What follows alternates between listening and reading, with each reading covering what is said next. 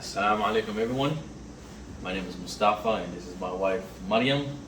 So finally we decided to start our podcast and the name of the podcast is called Safe to Talk. Safe to talk to us. That's right. Yeah. So yeah, it was something we've been planning to do a lot along for a while now. So alhamdulillah, with the help with other from close friends and families, we decided to The encouragement of Yeah. close friends and Yeah. family, we're able to actually give it a go. And this is our pilot episode. Yeah. We thought we'd just do something a little bit different for you guys and start off by asking each other 5 questions each. That's what we said. Yeah. So we'll ask each other 5 questions. I'm And we'll nervous, be- you can and tell, we'll because I be- don't know what questions you guys for me. We'll try to be as honest as possible, and so that people out there get to know us a little better. So, you want to You start? Okay, I'll start. So, bismillah. So, my first question will be: when was the time that you felt lonely? What was that like? How did you feel about that? Lonely in what? Like in marriage? Yeah, in our life? marriage. Yeah, in what? in our marriage. I mean, mainly it's our question will be based on our marriage, right? So hopefully that was clear enough. Yeah. So, when was the time that you felt lonely during our marriage? Full transparency? I hope so. Okay. I would say when I gave birth to Dave, because so disclosure for those of you who don't know, we are a blended family. So I think when I first gave birth to Dave, because I felt like I was going through everything for the first time, but you weren't. So it was kind of hard for us to find like that middle ground, because everything was so new to me and so fresh, and you were already like, oh, this is okay, this is fine, this is okay. And I kind of just felt like I was alone in like the fears, the first fears are like the first cough, that's when I felt lonely. And what it was like for me, it's pretty sad, I'm not gonna lie, because I felt like I couldn't talk to you about it, because if I talk to you about it, it's kind of like holding your past experience against you. No, not really. Not really. I mean, I kind of understood where you were coming from, but I just felt like you were angry towards. Did you sense what was going on? Did you actually feel like there was something wrong? No, I felt there was something that was a little bit off. That I felt like it was like. Like what? Like I don't know. You were frustrated. Like for instance, if Zayd was sick, and you said he has a fever, and I'm like, don't worry, that's normal. You were using that as if I'm brushing. You didn't care. Didn't care. Yeah, that's what it felt like, because I convinced myself in my head that I was going through all of these for the first time, and you already had these experiences, because I didn't know how you felt first time Aisha had a fever. Like, how did you feel, like as a baby and stuff like that? So I think it was just that. I don't think it was you personally. I think it was just everything together. It was like I had postpartum blues. Like I already felt super emotional, and then kind of feeling like you weren't 100% in it. Not that you weren't, but that's how I felt in that moment, because our experiences were so different. Yeah, I kind of sensed it, but thank you for opening up. So how did it make you feel when you sensed it? I mean, no, I didn't feel first of all, for those who do not know, when a woman gives birth, the emotions are just. You mean postpartum? If that's how you want to call it. It is. It's called postpartum, yeah. But funny enough, when I actually did go through my postpartum blues, where I was like constantly crying and I didn't know why I was crying and stuff like that, you were actually the one person that was there for me consistently. And you call it emotions, it comes off as if you're dismissing it. But wallahi, like when I was going through it, I felt like every time I would turn around and like I would want to cry, you were just there. And that helped me kind of get past that. Yeah, is it my turn to ask you a question? Yeah. Are you nervous because you don't know what questions I have? I don't know. Okay. I'm ready. So, what made you want to start this podcast? Ooh. Oh, very good question. I honestly feel like we have a lot to talk about. To share? Yeah, a lot to talk about, a lot to share. Obviously, the more and more you'll see of our podcast, the more you'll learn of our um, relationship and family. Um, The ups Obviously, I and the was downs. I was divorced previously. Divorced, yeah. Yeah, and I have a daughter that I have full custody prior to getting married to Mariam. So I felt like when you came in and your whole story and my story, and I feel like, with everything that's going on outside, I feel like we have something to share to the public That people can relate to. that people can relate to, and and people wouldn't feel alone Yeah. in that sense. I feel like mostly for the blended family and the step parenting part is not really talked about in our community. So I think that's important for us to share that aspect, and obviously marriage, which is different for every single couple. But yeah, okay, I like that. And I'll be honest, I want to have something else that we can do it together as well. Like I wanted to have something, outside our day to day. Me, my 9 to 5, and my wife dealing with the kids. I wanted to have something, for us. Yeah. We can look forward to and enjoy. So starting a podcast, or hopefully it's something that will benefit, us and everyone else watching, and will bring good instead of bad. So hopefully, Inshallah, nothing but inshallah, khair. inshallah, nothing but that exactly. So, Okay. so I can literally see your questions. I might as well just if read you them. could change anything about our relationship, what would it be? Guys, this is literally, I feel like you ask me this question every single year. And I feel like you always Without a have fault. a different answer. It is a different answer every year because it depends on what we went through that year. But it's a reoccurring question. I knew it was going to be a part of your 5 If it's a reoccurring question to you, it is not a reoccurring question to others. Okay. So So what was the question again? if you could change anything, what would it be? Okay, so obviously after 5 years of marriage, having the 3 kids, and just focusing on them and stuff like that, I think one thing that I would change is being able to travel more. Just us. Okay. And I know that I'm the one that's hard to convince, but I think that's one thing because I feel like we got married and we were like instant family, and I was like a mom overnight, which was a blessing, alhamdulillah. So we kind of jumped into parenting.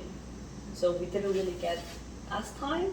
Does that make sense? Like we had like one trip, which was like our honeymoon, but right now where we stand, I think our friendship is amazing. I think our relationship, alhamdulillah, obviously ups and downs, which is normal. But I think we're in a good place. Like I think we're both trying to improve ourselves when it comes to our parenting skills, when it comes to our communication skills. Like I feel like we're on the same team. Alhamdulillah for that. But I think the only thing that right now I wish we could do more of is traveling. Can you travel without your kids? That's the question. I plead the fifth. And this is the problem we have, is the fact that you cannot let your kids be kids and just enjoy either with my sisters or your sisters and just... It's not that I can't. It's You that can't. I just feel like You cannot. they're still young. Okay, but... So if I were to pass them on to someone, and I'm sure a lot of moms feel like this, it's almost like you don't want that, and not that they are a burden, but you just want to wait till they're like a little bit more independent. So like, for example, like Aisha and Zayd right now, like they're able to like Zayd will tell you when he's hungry, and like Aisha can give him food, Aisha can go get herself food, they can go to the washroom by themselves. But when it comes to Zian, he's just more, he's getting independent, but he's not fully there yet. So I will worry, and I don't want to go on a trip when I'm going to spend half the time being worried. That's it. Yeah, I cannot relate, to be honest with you, because if I'm on vacation, I'm on vacation. I love my kids, but I also, if I want to be efficient, I want to be fully there. We also need time for ourselves, 100%. and you need to actually believe in that because It's not that I don't believe in it, wallahi. It's just that I for don't now want- you don't.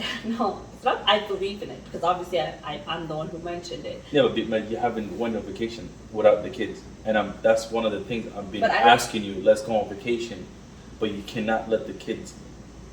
It's not that. I just explained to you, wallahi, it's mostly I don't want to travel, spend the money to travel when half the time I will be spending worried because I know you will be stressed out the fact that I'm stressed out and no one's going to have fun. And I can't change the way that I am when it comes to the kids and stuff like that. And inshallah, I do want to do this. I just know that it will happen in due time. And when it happens, I'll have the time of my life because my kids will be old enough that I won't be 100% anxious or stressed about leaving them.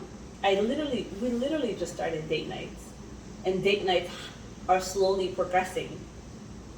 I feel like you're just asking for a lot now.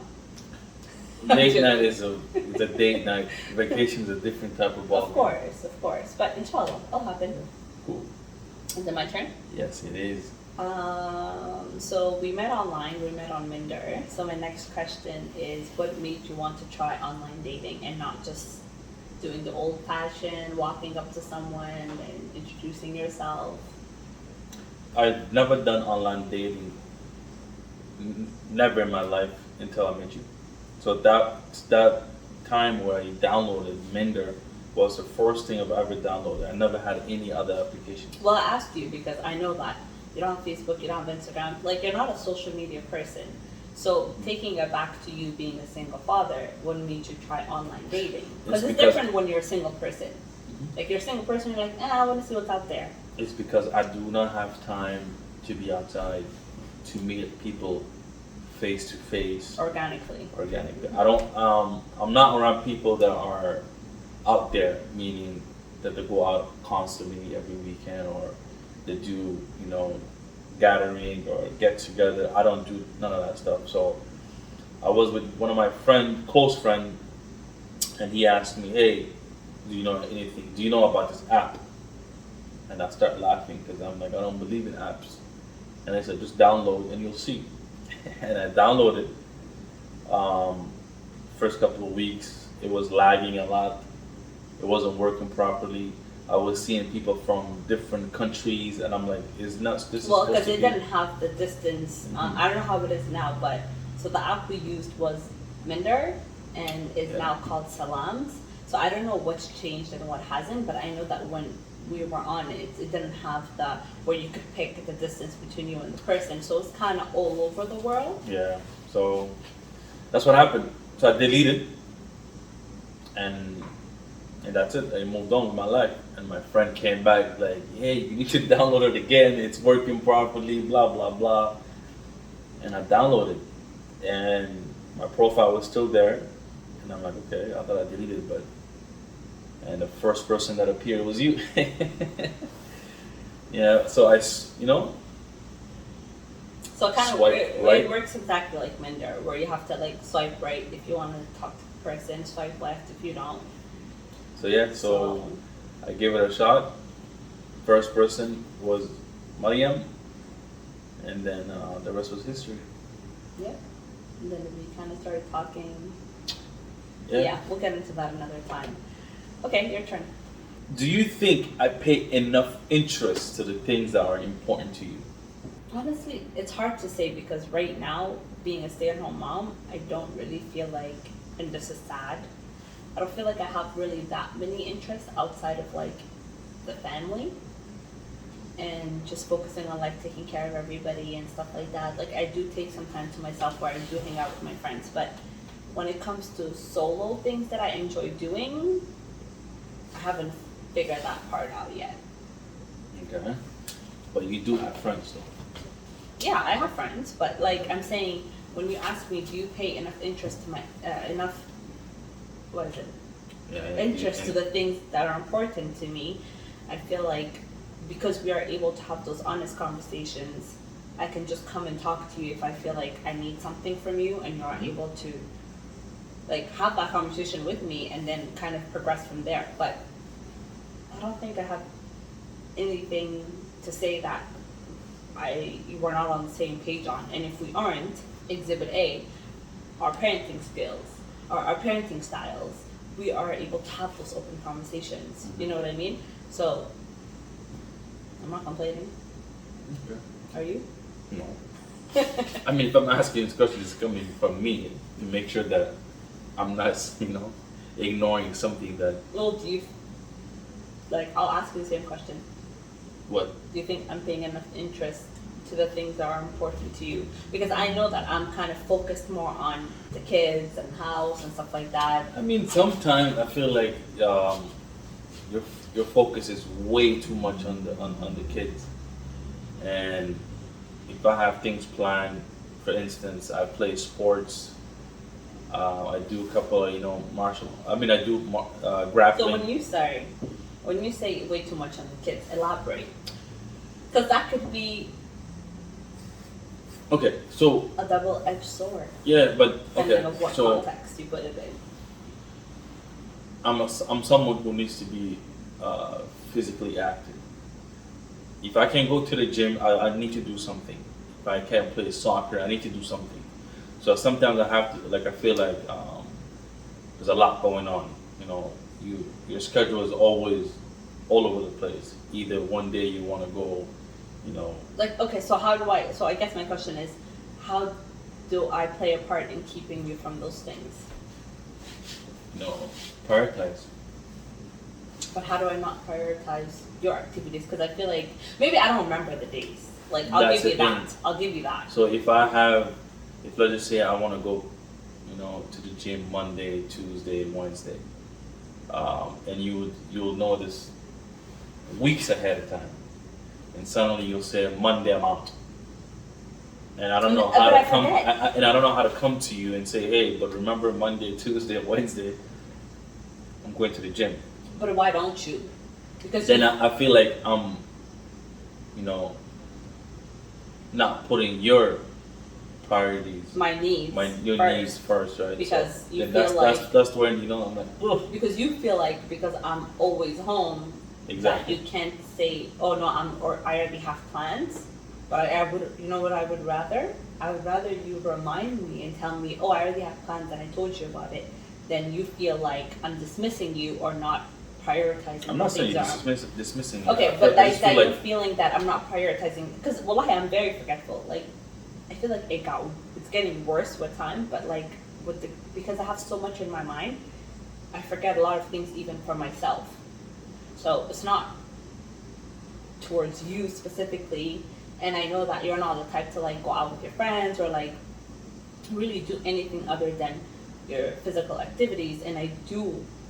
They do matter to me because I know that's good for your mental health, but I just forget. I'm a homebody. So when I want to go out, hey, remember I told you this? Say yeah, because when I want to go out, I really want to go out. It's not out partying, anything like that. I don't do that. It's a de-stress for you. It's a de-stress for me to either, do a couple of rounds of martial art or, go to the gym for 1 hour only, and that will give me back, that will bring a little bit more happiness, So. Well, ease your mind. No, I get that. Just remind me. Yeah. We'll be fine. Mm-hmm. So what's next? Okay. So I guess it's kind of similar to your, if you could change anything. Actually, no, it's not similar to that question. What's the biggest lesson marriage has taught you in the last 5 years? I need to work on a couple of things. One of my biggest thing that I'm always struggling is patience. I feel like every day I have less and less and less patience. Why do you think that is? First is work. Obviously, work brings a lot of stress, and now that since COVID, we're all working from home remotely, and I've been working home remotely for the past 2 years. When you're constantly at home, and the kids are around, the kids are yelling, they always need something. Kids being kids, alhamdulillah, they're healthy and they're enjoying their lives, but you forget that part when you're working. Um, you do your 9 to 5, and after 5, you have nothing left in your tank. So I felt like being patient was something I was losing day by day. So that was one of the things that I was like, I need to work on, because I need to be an example to my kid, especially to my the 2 little boys. I can't be always angry. I can't be I don't think it's always anger, yelling. really. I just think But I it's feel the like- patience thing. I just think mainly it's the patience thing, and sometimes it's hard for me to understand where you're coming from, because I have been home for like 4 years with the kids, and I guess I get it now that you kind of put it in that perspective, because you were so used to leaving for work and just focusing on work and then coming home for that. Coming home for family time.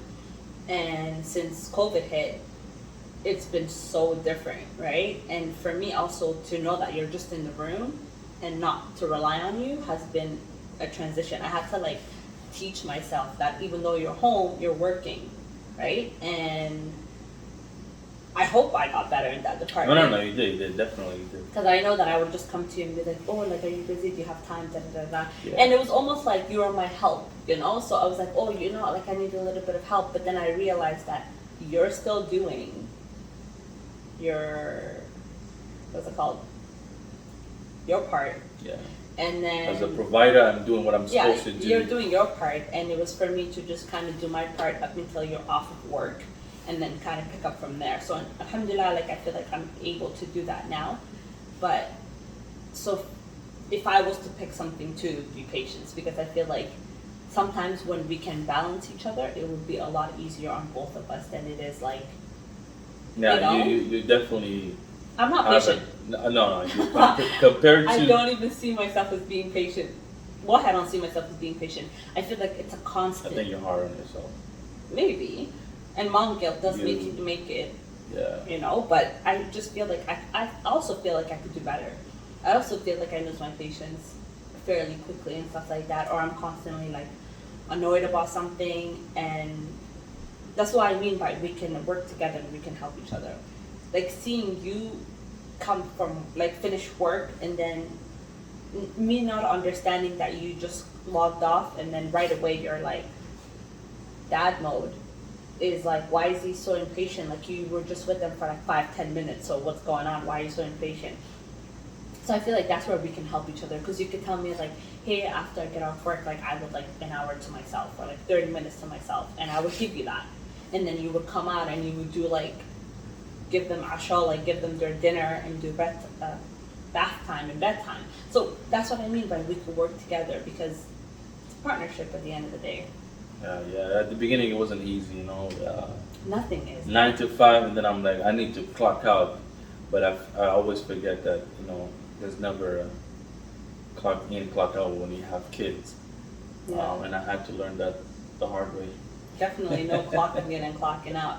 It's 3 a.m. in the morning and I'm rolling out of bed and responding to someone calling me. So it's a 24-hour job. All right, my next question would be, what do you think causes the biggest issues and conflicts between us? Do I have to say just one thing? I mean, hey, I feel like you have a list of things. Okay, so I would say that part, like what we just mentioned, like the patience. Parenting styles, because I'm teaching myself how to change that parenting style. Like, when we got married, like there's a lot of things that till today I regret, right? A lot of things that happened, or like a reaction I had, like as a stepmom, that I wish I could take back, wallahi, with every single part of me.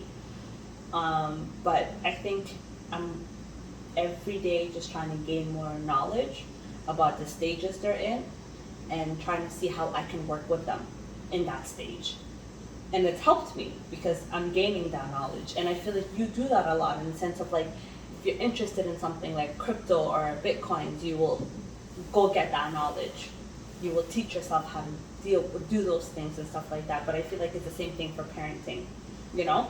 And it might come off as like I'm constantly correcting you or constantly like being the mediator and stuff like that. I just feel like I just want to give that knowledge to you because it changed so much in me, in my parenting style. Like, I'm able to be more gentle when I need to be, or when I read that they're going through something like at that age, at that stage, I'm more patient because I realize, okay, it's not just them trying to manipulate me, it's not just them trying to control the situation, it's more of like, they just need a way to transition from this to this. So it's easier to help them through that. And I want so bad for you to be on the same page as me, but sometimes it's hard.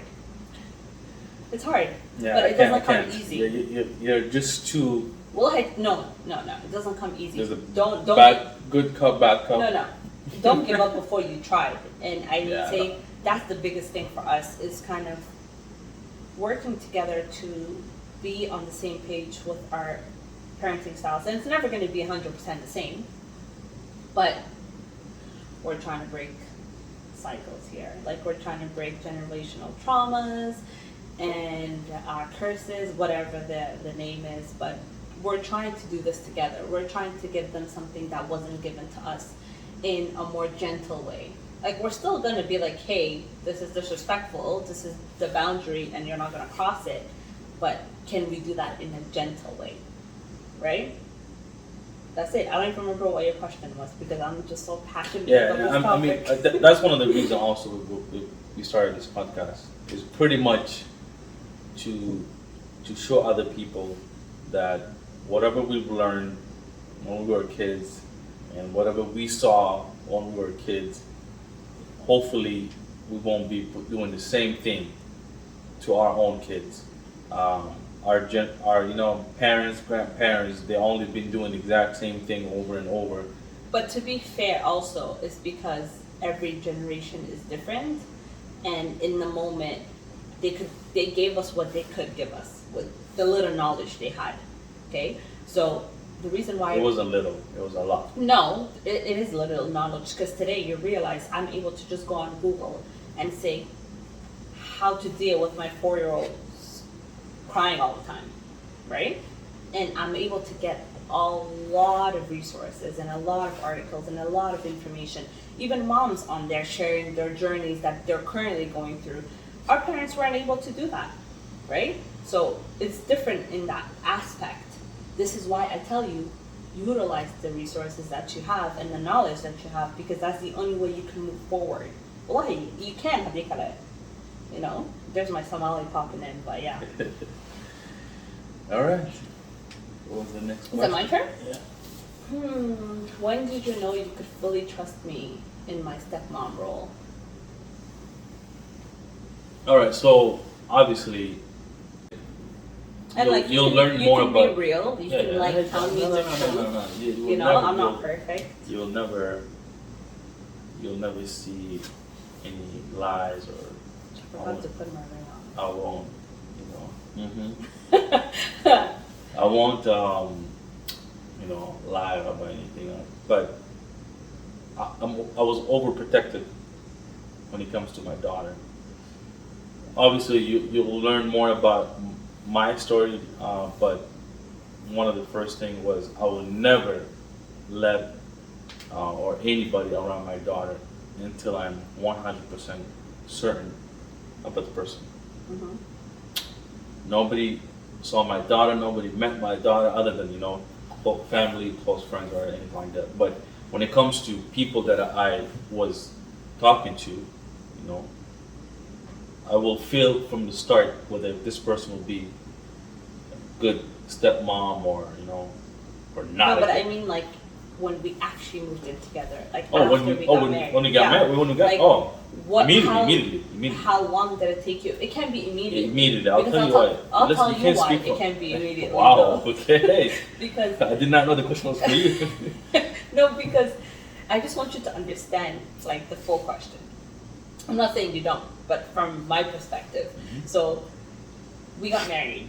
We're getting to know each other and our intentions towards each other, right? How did you know you can't know immediately you could fully trust me with the intentions that I have for your daughter? It was immediately. So how? So the first couple of months that we were, getting to know each other, you and I were talking a lot over the phone. I know you were the youngest Of my family? of your family.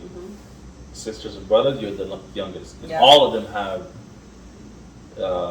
kids, which obviously are your nieces and nephews. The way you were treating them, the way you were talking to them over the phone, when I came to visit, when my family came to visit, the way you were interacting with the kids, I said to myself, if you could do that to your nieces and nephews,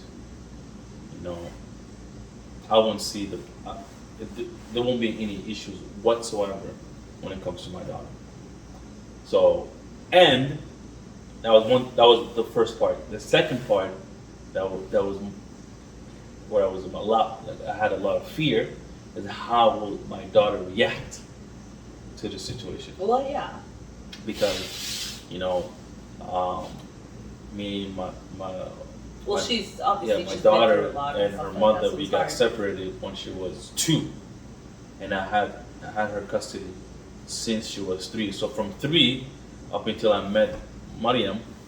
So she was like 6 when we met. Yes. Yeah, So about she to be was 7. 6. She turned 7 before we got married. Yes. She turned 7, She was 7 when we got married. So from 3 to 6, it was only me and her, nobody else. So the first part I was comfortable. The second part, I'm like, how is she gonna, Like you were nervous about the I was bonding nervous. of the Of course actual I was family, nervous. because How? neither of us had experience with that. Yeah. So, and I still remember till today, and when we went bowling, and how she was having That was fun. the first time I met her. Yeah, and I was just, the energy, the chemistry, and I'm just like, okay, you know what? This is it. I think knowing the background story of her journey and her traumas and stuff like that, I was instantly overprotective in the sense of She went through a lot. I don't want to make it worse. Yeah, she went through a lot. So alhamdulillah. For a little girl, it was a lot. For And anybody, as a father, yeah, for I anybody, felt like I was overprotective, and I did not want anything to happen to her. So alhamdulillah. And you didn't want that to be your fault, in the sense of you brought this person into her life and now they made it worse, right? Yeah. Alhamdulillah. So yeah. Do you have any more questions? No. I see one last one on there. You can't Nah. lie to me. I see it. I It's know, right but, there. No, but I feel like that one is almost the same thing as the other one, so that's what I think. Okay. So yeah, I mean, obviously, you guys will hear a lot more about our stories. We just wanted to use this moment As a way to ease into the introduction, Exactly. and you guys could kind of get to see us in our element, because Yeah. I genuinely love playing the question game, because I feel like it's definitely conversation starters, but it's also we are able to have a conversation without any of our walls being up openly. So alhamdulillah. Well, yeah, so Safe2Talk will be the name of the channel.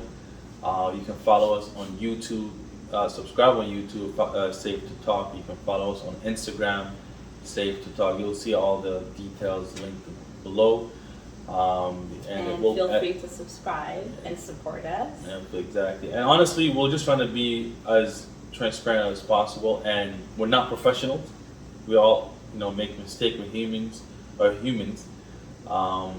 just trying to share our stories to the public, and inshallah we'll try to post a video once a week, and we'll see How that goes. how that goes. Yeah. Inshallah. Okay. So it was nice talking to you folks, and see you next time, inshallah. Assalamu alaikum.